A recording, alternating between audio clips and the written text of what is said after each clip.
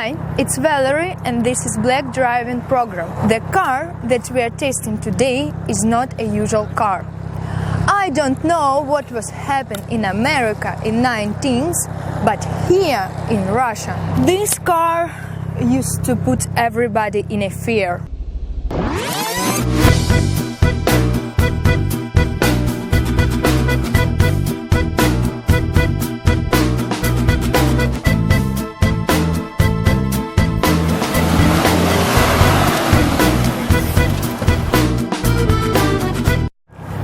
At that moment, BMW 7 Series had status, the anger, and many were afraid to look into the blackout windscreen.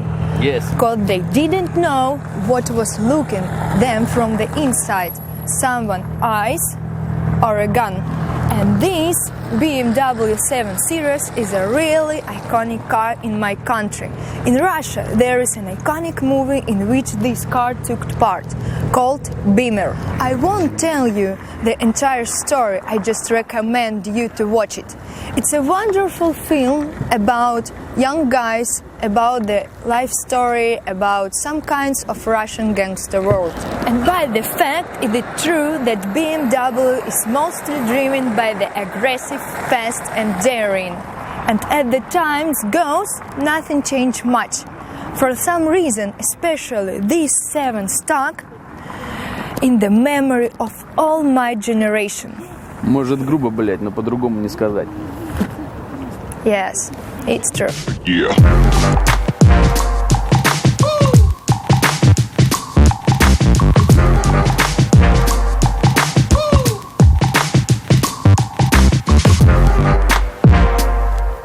When this car first introduced, it was a real tour de force.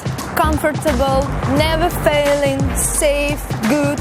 And I want to stress that this car used to have a 6-piston mechanical gearbox. It is a 6-speed mechanical gearbox that was used in the filming legendary movie The Carrier, which this BMW 7 Series took part. Today we can just say it's a clumsy piece of shit, but yesterday it was a stylish car and everybody turned around to look at it. As for chassis, BMW 7 Series doesn't stand out really much. It is a good, comfortable suspension, but nothing more. There is no super handling here, just an average BMW. But at the same time, it's a big and heavy.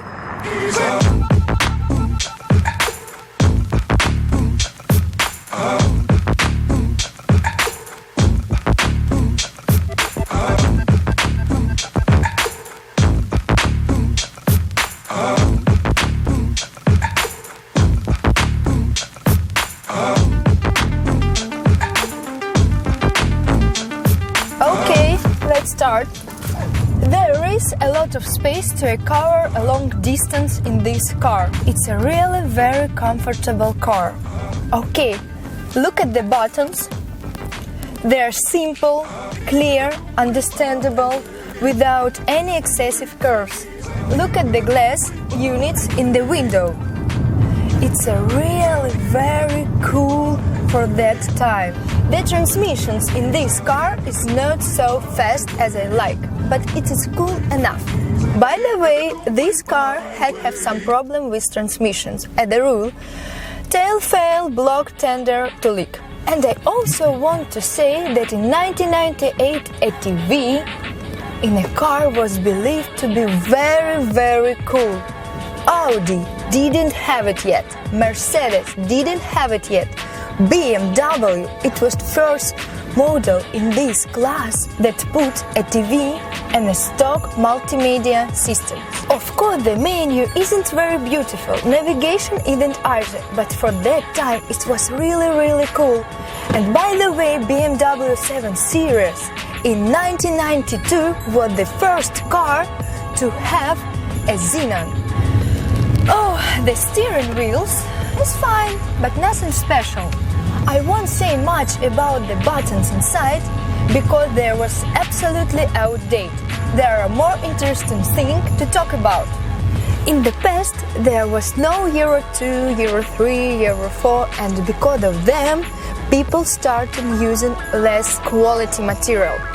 For example, leather in BMW cars now is not as good it was before, and at the time it was true quality leather. And BMW 7 Series has such a great leather interiors that still there are cars made in 1991, 1992, 1995, in which leather is now better than in new BMW 7 Series bought half a years ago.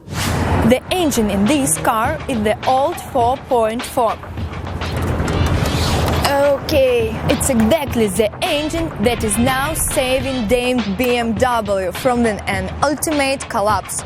I'll explain why.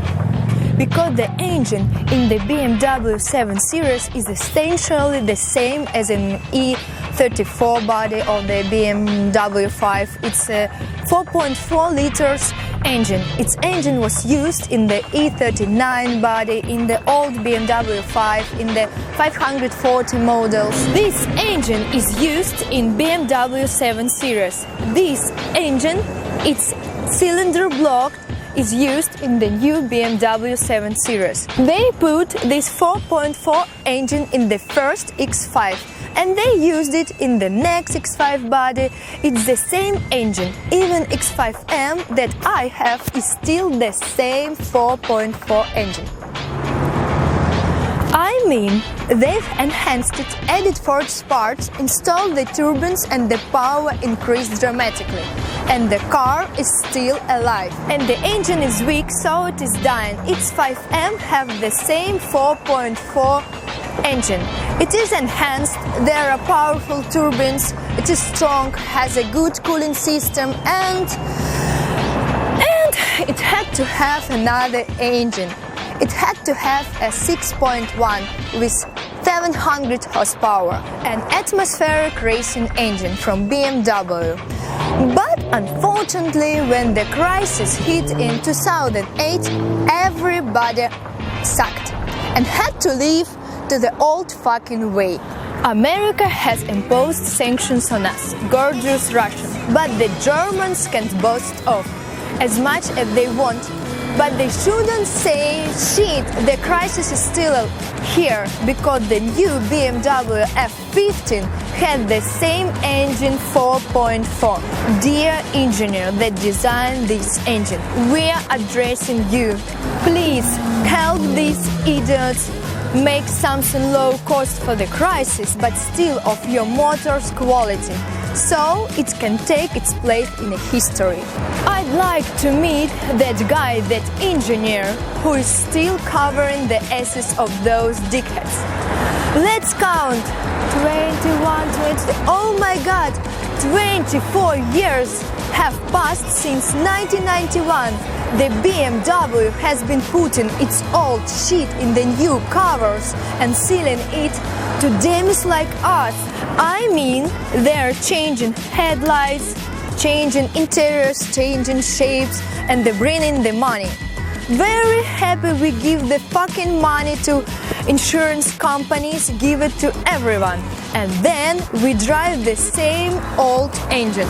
In effect, if we look at the BMW history of 25-30 years ago, we'll see that they actually didn't have any super motors or super developments. If we take a look at the new M's, we'll only see 6-cylinder straight motors and V8, and that's all. There are no more super developments of V12. V12 engine aren't that robust 4-cylinder motor. There are 2 liters and 2.2 liters and 2.8 liters. They're all one. And the same 4-cylinder engine. They just change the pressure in the turbines. They call one car 2 liters and ask some of money from their clients. And then they improve the package a little and give it another names 2.8, and it starts blowing a bit better and driving a bit faster. But at the core, all the headway is the same. So today we had an unusual guest from the past here in Black Driving, even though This car can't compete with today's top models, but yesterday it was really cool in its days. Ну чё, какао, парня?